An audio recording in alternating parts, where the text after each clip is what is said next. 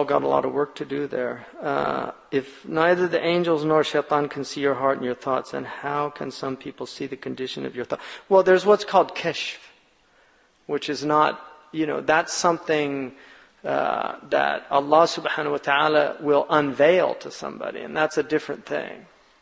Allah can unveil to somebody, and oftentimes a kashf will occur, and the person who the kashf is occurring to might not be aware that, but the other person will know that they're speaking to their heart. And so Allah has done that for you to learn something or benefit from it. So that's something, that's from Allah. Uthman Danfodio could smell sins, because every sin has a particular scent. That's why angels hate stench. Right? And we know that the body, when it corrupts, it stinks. A healthy body smells good. The best smelling bodies are babies' bodies because they're sinless. Even the meconium stool doesn't smell bad. The stool of a newborn that's still drinking milk doesn't smell bad. There's nothing to do that. No food, no. So sins have a stench, and the angels can smell them. In that way they know the sinfulness. They don't like to be with sinful people. But Uthman Danfodio, that was one of his karamat, is that he could smell the stench of certain, and that's a kashf, just Sayyidina Uthman, in the sound tradition on Uthman, a man walked in and he said, the man had been looking at some woman lustfully, and he came into the majlis, and Uthman said, do people come into my majlis, their eyes are filled with fornication? And the man said, "Awahyun ba'da Rasulillah? Is this revelation after the Prophet?" And he said, "Ittaqu firasat al-mu'min, فَإِنَّهُ يَنظُرُ بِنُورِ اللَّهِ." Guard yourself against the intuition of a believer, because they can look with the sight of God. In other words, God can illuminate something. And that's different. That's a kashf, and that does happen. In light of what you said about the eye, corruption of the heart, if one has a history of glancing at what he should not, what can he do to restore the heart and the inner eye? Well, that's what this book is really about. So we're going to be, that's the topic of, I know somebody, one of the worst things that you can do, and this is for the males here, because it's far more a male problem, but one of the worst things that you can do is view pornographic material. That will really, really affect you in a very, very negative way. And I met somebody who had become Muslim, and he had looked at a lot of material, and he was having a problem in his prayer because he would close his eyes, and he just said all these images would just pop up. And that's one of the things about the prayer, is that often, if you do if you've done something sinful or something, and you do the prayer, that it will come, because that's a sign to you that your heart's, you need to work on your heart. So polishing the heart is dhikr. One of the things that our ulama say is that Ibn al-Banna mentions this, Saraqosti, that to treat the diseases of the heart is easier than treating the diseases of the body.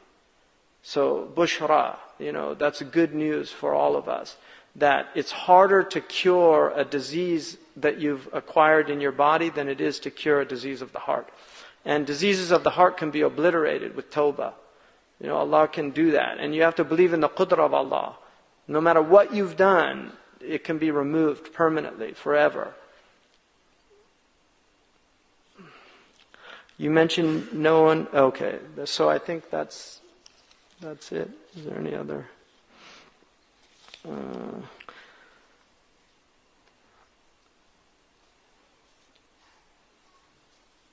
If shaitan does not know what one is thinking, how does his waswasa so closely match what thoughts pass through your head?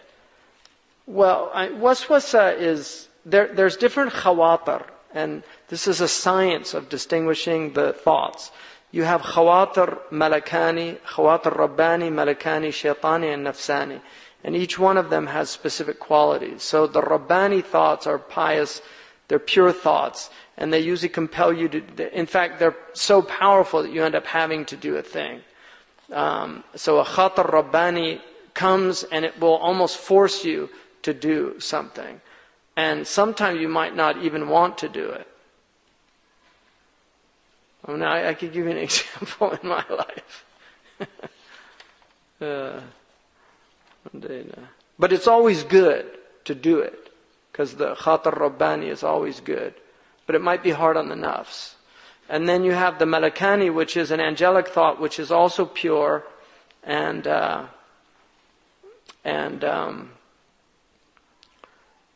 it's not as powerful as the rabbani. So it will come, like it'll tell you to do something that's good, like give charity, but you won't feel compelled. It'll be like an impulse that comes into your heart. And then the nafsani and the shaitani are different. The shaitani the nafsani is compulsive. It's the same thoughts. They're compulsive. The shaitani is different. Like he tries this, and if that doesn't work, he tries that, and if that doesn't work. So the nafsani is, and all of these khawatir can be purified and removed. But it takes a lot of practice. And this is not something that's exclusive to the Muslims, by the way. Monks do this work as well. Buddhists do this work. Buddhists have a whole science of getting rid of what they call monkey mind. Right? The Hindus also understand this. I mean, many religious traditions understand that because thoughts are generated and they just keep coming and flowing, and some are positive, some are negative. But you can learn to enter into a state of pure reflection, and that's tafakkur. And that's when mir'at al-qalb, the mirror of the heart, becomes clear. And that's what... so the inner eye it can see, because you've been polishing, like the cataract removal of the eye. That's what needs to be done with the inner eye, or it's got too much pressure. You know what they use for intraocular pressure in ophthalmology? Ahmed shunt. That's what it's called in Western medicine. Is there any ophthalmologists here? No? Do any of the doctors, do you know about Ahmed shunt?